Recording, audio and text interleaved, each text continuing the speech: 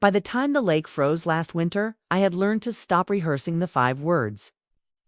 They still move under my tongue like a stone I can tea-spit out.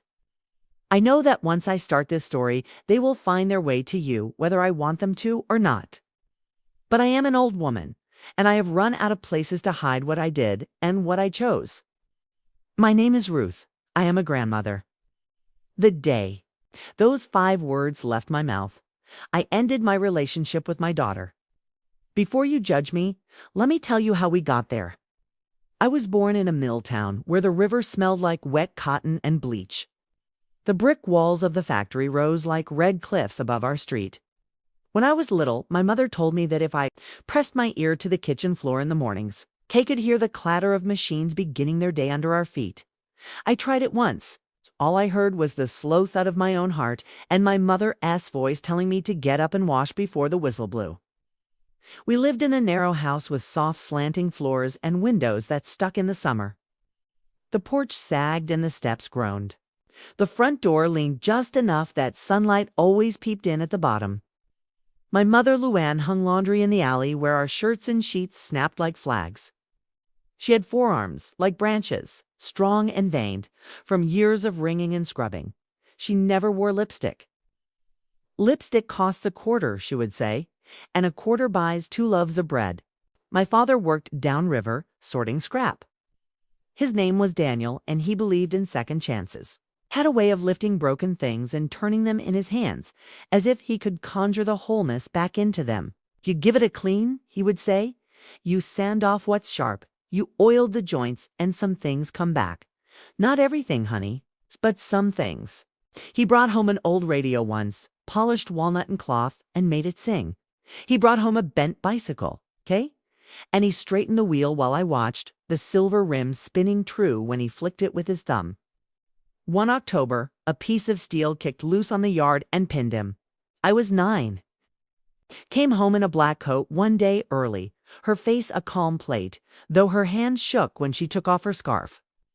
When I asked what happened, she put both her hands on my cheeks and said, "We going to sit down." She told me first about the sky, how it was so blue that morning it hurt to look at. She told me about the men at the yard who did their best. She told me that my father's heart had stopped the way a bird stops beating its wings when the glass wins. "It doesn't make sense, Ruthie," she said, "but we will make a kind of sense out of it. That's our job now." After that, the river seemed to run faster. My mother took his place in the night shift at the mill, came home smelling like lint and lye. I learned the secret to cheap meals that don't taste cheap. How to sew a hem straight. How to pull splinters without making a fuss. I learned to stretch $1 until it squeaked. We didn't have men in our house anymore, but we had girls who stuck like sisters, me and my best friend, May. And a neighbor named Connie who talked big about New York and wore her hair black as crows. May had eyes like wet moss. She could sing the harmony to anything. We learned to dance to the radio on that old polished wood, barefoot, keeping the beats small so the cups in the cabinet didn't clatter. In high school, we worked the counter at the diner, leaned our elbows on the stainless steel, laughed at jokes, and pocketed tips like secret gold. Boys came in with hair-slicked boots muddy. One of them was Walter. He drummed his fingers on the counter to a beat that only he could hear and asked for his coffee black, like he was 40 instead of 18. Walt had shoulders like a promise. He would pick up trash in the parking lot and fold the paper into airplanes. He'd de-launch at the sky as if he could make anything fly if he just threw it hard enough.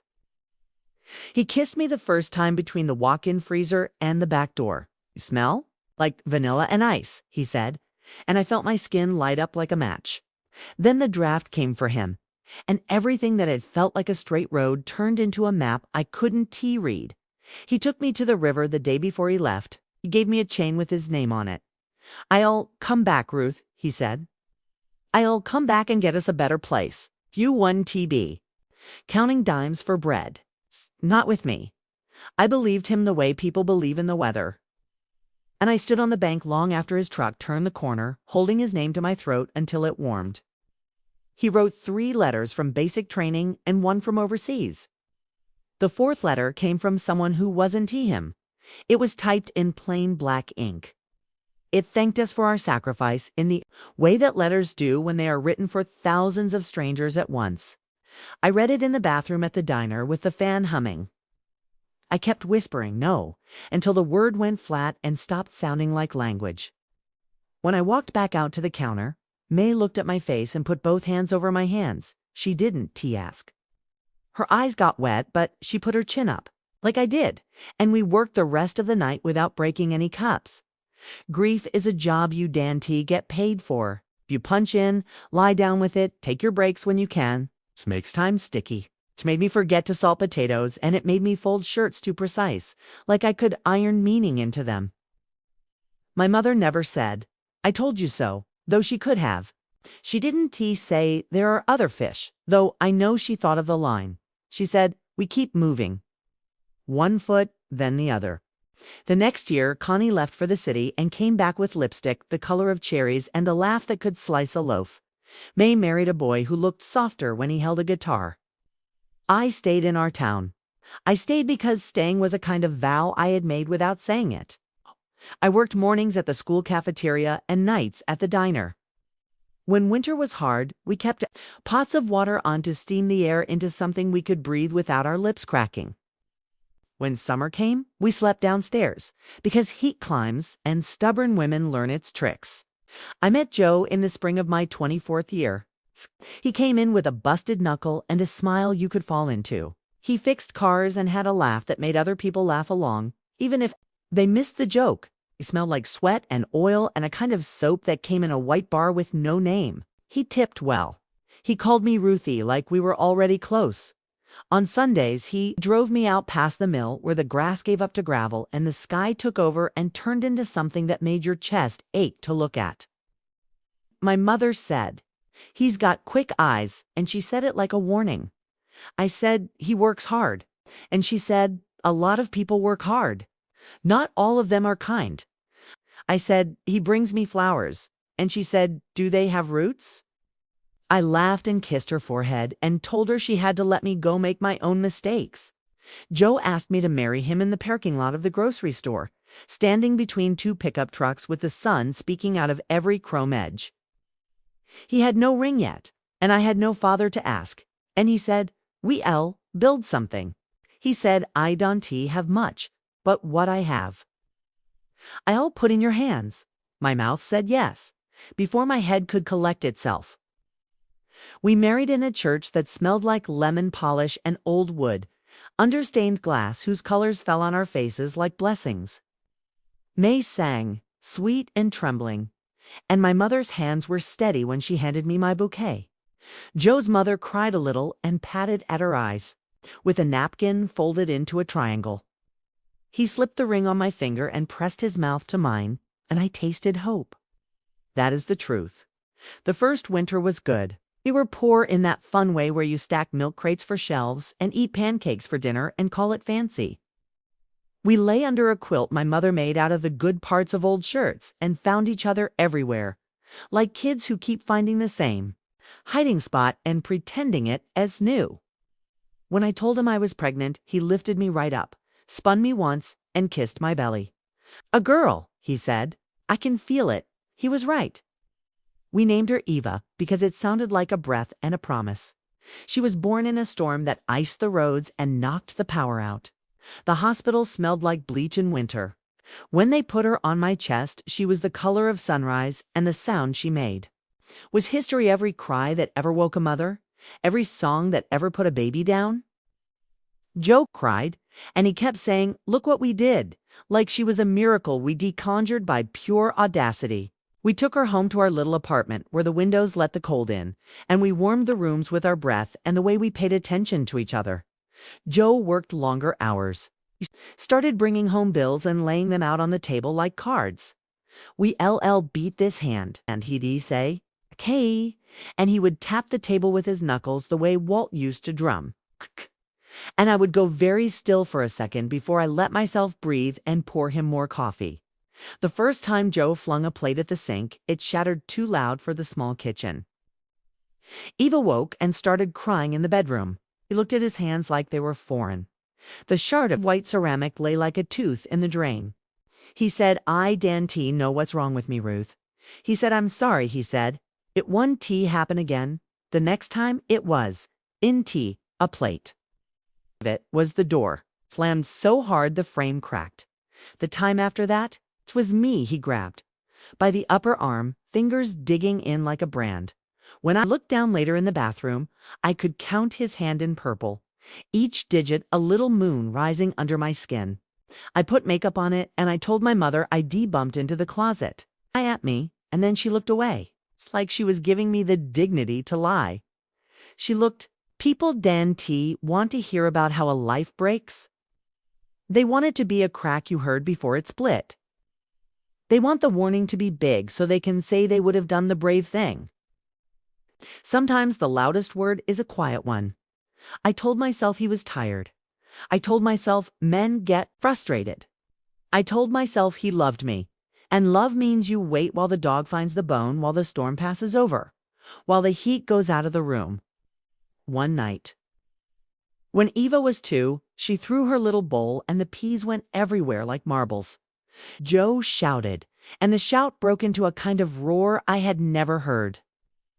Like something that lived far under the ground and had waited for years to be invited up.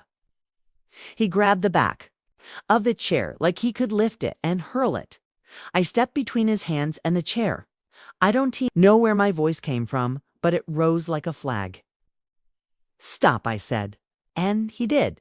He stopped, and he let go of the chair, and he took a breath. He went to the bathroom and shut the door and sat on the floor behind it for a long time. He came out and he touched my face like it was a thing that could be broken, and he was trying very hard not to. Spilled out. Then about the weight in him, the dark that wakes him up. How his father had taught him to hold it like a hot coal inside his mouth and swallow it so it didn't tea-scorch the room. He told me he was a good man who did bad things sometimes, and he was trying to be more of one and less of the other. I believed him because I needed to. Belief is a kind of bread. I learned to keep cash in a butter tin hidden behind the flour because my mother taught me that a woman should have what she needs to leave, even if she never uses it. I learned the thin sound of a door that's about to slam and the best calm voice to set in front of it. I learned to keep my body slightly turned. I learned to set my mouth in a way that said enough, without daring him to make me prove it. Then one day, after 3 years of apologies and calm and waking at 3 a.m. to listen to the thin sounds of thinking from the other room, I came home with Eva from the park and smelled oil that didn't belong. Joe had set up a side business in the garage. He had parts laying like bones. He had more money in his pocket and no explanation. "It's a gig," he said. "You, Dante, have to know everything." My mother came over to watch Eva and walked past the garage and went still, like a rabbit in a field. She didn't say anything until that night, when she put her teacup down and looked at me and said, "He's stealing." I said, "You, Dante, know that?" She said, "I know what a stolen car part looks like, Ruth. It looks like that." I didn't sleep. I watched the ceiling until the darkness got thin at the edges. I waited for the right next thing to knock on the door and announce itself. It didn't. When my mother left, she pressed a slip of paper into my hand with a phone number on it. "This is Detective Hall," she said. "I helped Connie once when her brother got in trouble. If you ever need a person who looks at a mess and sees a way through, call him." The day I called, I did it with my heart in my throat and Eva at preschool drawing a son with long yellow arms. I told Detective Hall that my husband had parts that didn't belong to him, and he told me to breathe. He told me he would look into it. He told me to go about my day, and I did. Like I was walking around with a clock inside me that ticked too loud for the room. They came on a Tuesday with plain cars and plain faces. Joe was at work. I watched from the front window as they opened the garage and counted like they were doing inventory in a store that had never admitted it had anything to sell. When Joe came home and saw the lights in the driveway, he went very calm. He put his hands on the hood of his car, and the face he made looked like the face of a man trying not to be angry. I took him, and he turned and looked at me once, and there was a hurt there that I'll remember when I am dirt. It wasn't just the hurt of being caught. It was the hurt of being turned in by your own. Didn't he know it was me yet? But I did. And every cell in my body knew it too. Like a bell being rung. People say revenge is hot. It is not. It is cold and full of paperwork. It is sitting in a fluorescent room with your name spelled wrong on a form, while a man in a tie explains that if you want a protective order, you have to be specific about the past and honest about the fear you carry into the future. It is saying yes when he asks, has he hit you?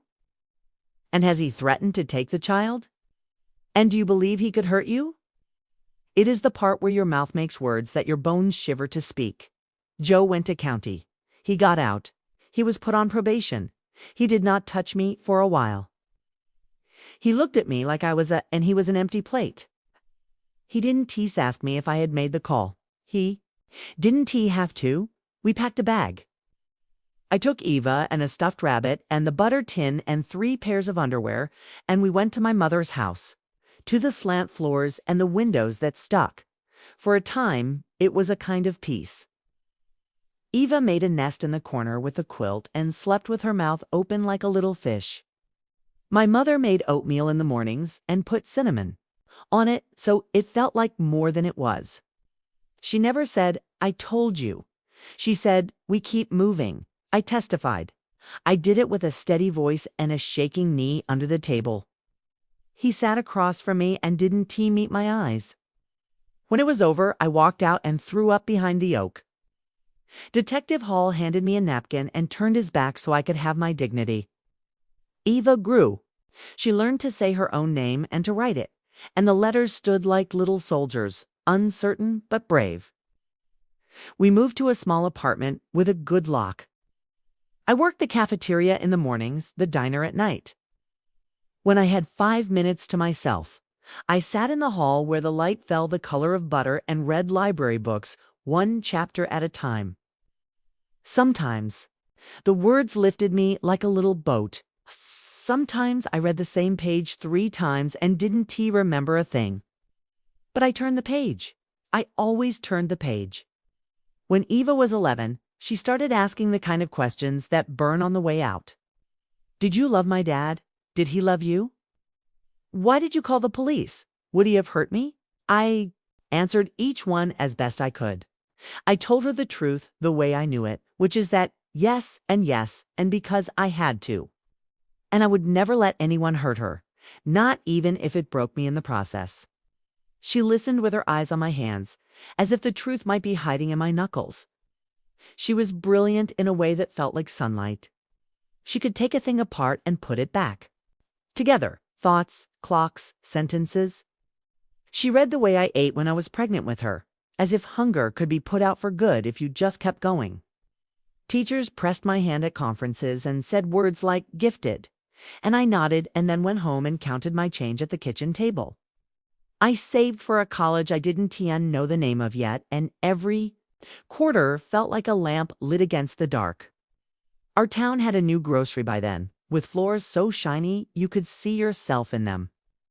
We used to go on Sundays when we were in tea at church and walk the aisles like tourists, touching the things we couldn't buy. Once we saw a woman from the nicer neighborhood picking avocados like she was choosing jewels, and she smiled at Eva with a warmth that landed. Later that year, I saw that same woman at an open school night, and she came up to me with a hand extended. I'm Mrs. Whitmore, she said. My husband's S on the hospital board. Your daughter is something else. That was how Eva found her first mentor. Mrs. Whitmore had a way of making doors out of walls. She invited Eva to her house with the blue shutters and the good garden that smelled like tomatoes when it was hot. She taught her how to speak in a room until the room leaned forward. She taught her that sometimes, to get where you're going, you have to let go of the parts of yourself that keep waving for help. I didn't like that lesson, but I saw how it worked. When Eva was accepted to a summer program for science at the college 2 towns over, we climbed onto the top of the parking structure and watched the lights of the town like a galaxy. You going to leave me? I said. And I said it smiling. I am, she said, and she said it like a vow. But I'll come back. Just forget where we keep the sugar, I said. And she laughed and put her head on my shoulder, and I smelled her hair, which had its own clean smell that I have never been able to name. The summer she left, I boxed her up pencils, socks, the little rabbit, though she pretended it was for nostalgia and not sleep. She cried in the car with the kind of crying that has a smile inside it, and when I dropped her at the dorm, she turned once and waved, and then she walked through the automatic doors into her new life. And the doors slid shut behind her with a whisper that sounded like a secret. I went home to my small apartment and sat at the table and put my face in my hands and thanked God that we made it this far. I thanked Him for the way a heart can keep going with pieces missing. I thanked Him for the way a girl with nothing can build herself a ladder out of library cards and stubbornness. My mother called and didn't ask me if I was crying. She said, "What are you making for dinner?" I said, "Pancakes." And she said, "Good. Use the good syrup for once." When Eva came home for Thanksgiving, she brought a young man. He had a watch that looked like a tiny mirror and a voice that said expensive without the sound. His name was Henry, and his handshake was firm in the way of people who have always had their hands washed for them. He looked at our apartment and smiled in a way that I couldn't quite read. He said, "You must be so proud of her." And I said, "I am." And I hid my knuckles under the table, though I didn't know why. If love is bread, then pride is a kind of butter. It makes the hard parts easier to chew. I spread it thick. I spread it in the shape of plans. Eva was going to medical school, and then she was going to heal people. She was going to buy a house with a kitchen where the windows didn't stick, and I was going to bring over pies on Sundays and teach her how to make a roast with onions. Until the house smelled like a life being lived well. When you look back, there are always signs. The way Henry corrected the waiter without looking at him. The way he laughed a half second too late at a joke, like he was waiting to see if everyone else thought it was funny first. The way he said Eva when he wanted her attention, as if her name were a rope he could pull to move her closer. But we don't live backwards. We live forward, where everything is only as bright as it is in the moment.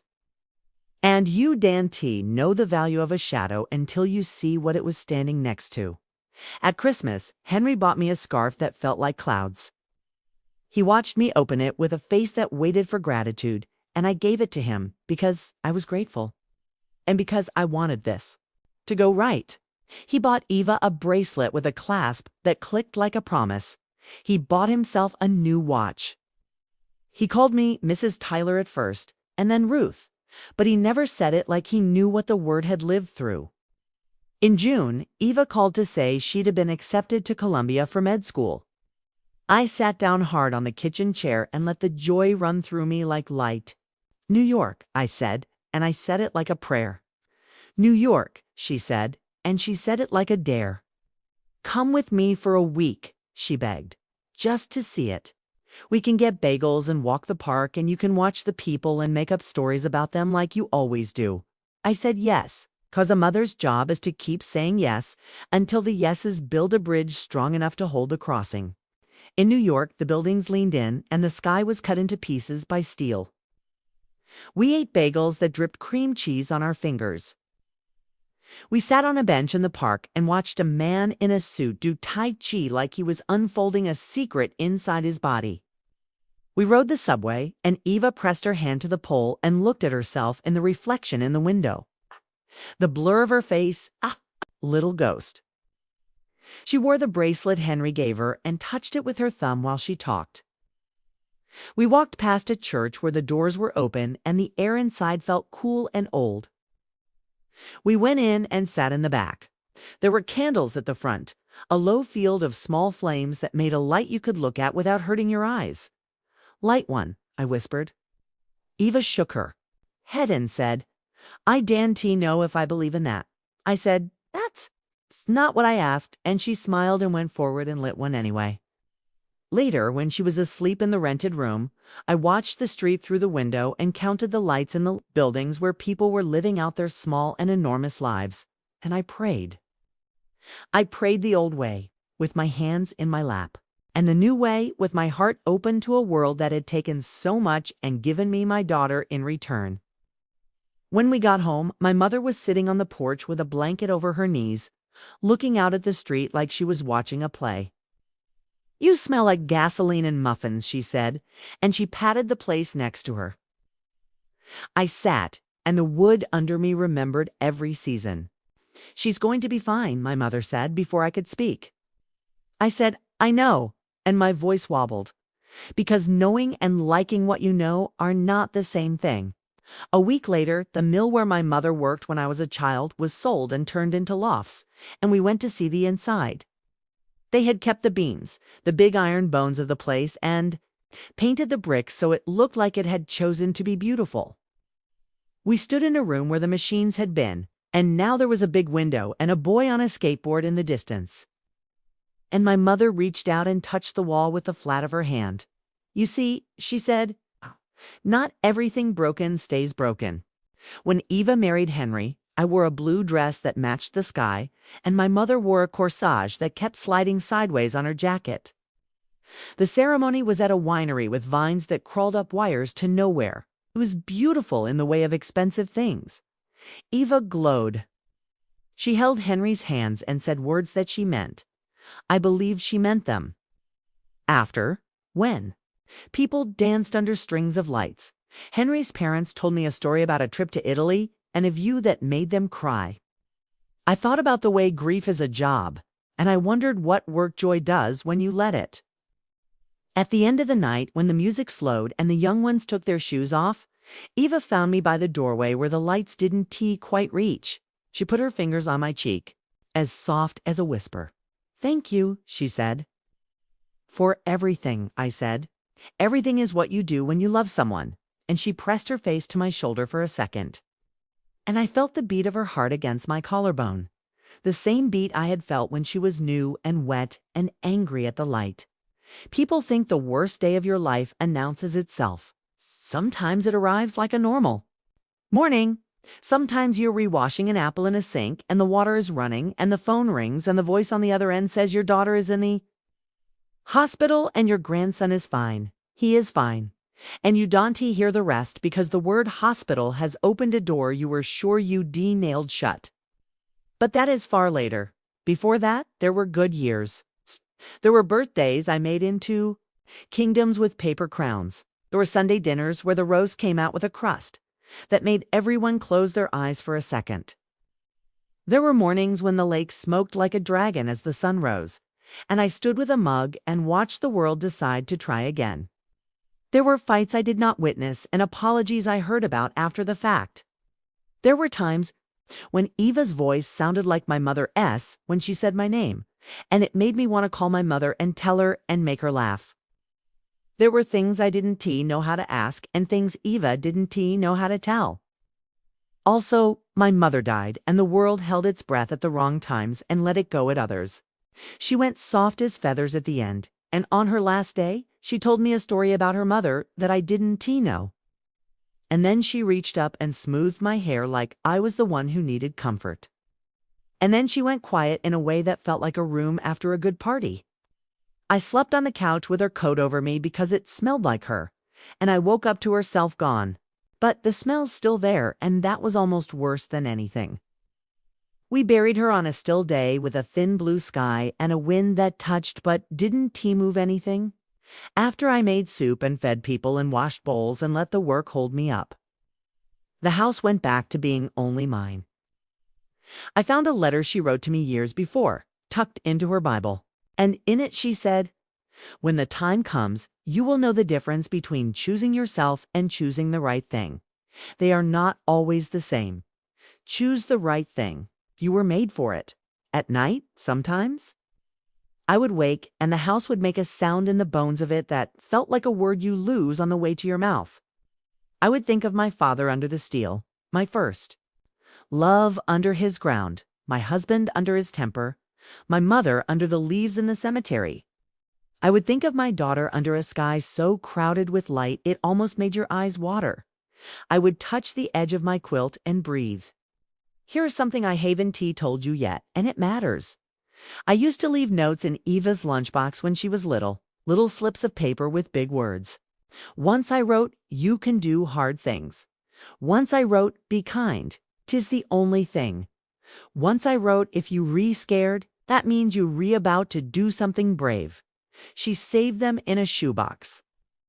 When she moved out, I found the box empty and the notes gone.